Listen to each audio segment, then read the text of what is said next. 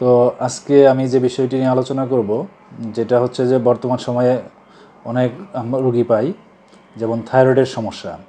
থাইরয়েডের সমস্যা কি আমাদের কাছে আসে, সেটা হচ্ছে যে রোগী গলার সামনের এবং নিচের দিকের অংশে ফুলে যায়, এই ফোলা নিয়ে আসে।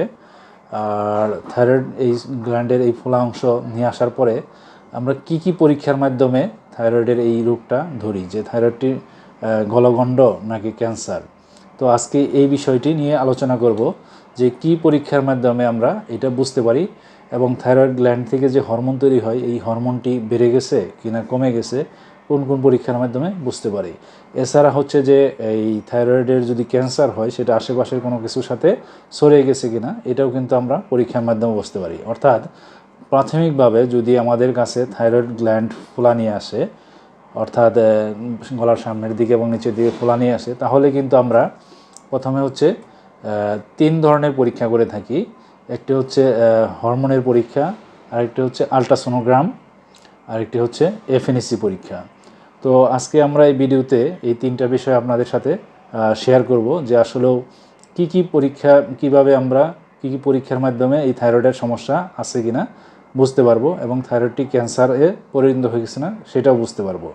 তো প্রথমে যে বিষয়টা আমরা বলছি যে হরমোন, এই থাইরয়েড গ্ল্যান্ড থেকে থাইরয়েড হরমোন তৈরি হয়, সেটি আমাদের বিভিন্ন কাজে লাগে, অর্থাৎ মেটাবলিজমে কাজ করে।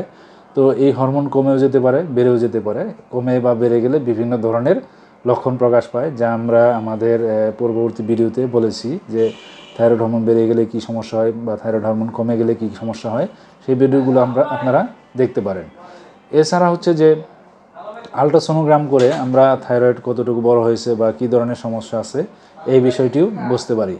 আরেকটা বিষয় হচ্ছে যে এফএনএসি, যেটা এফএনএসি পরীক্ষার মাধ্যমে কিন্তু এখান থেকে আমরা সাধারণত সই দিয়ে কিছু অংশ নিয়ে সেটা পরীক্ষা করা হয়।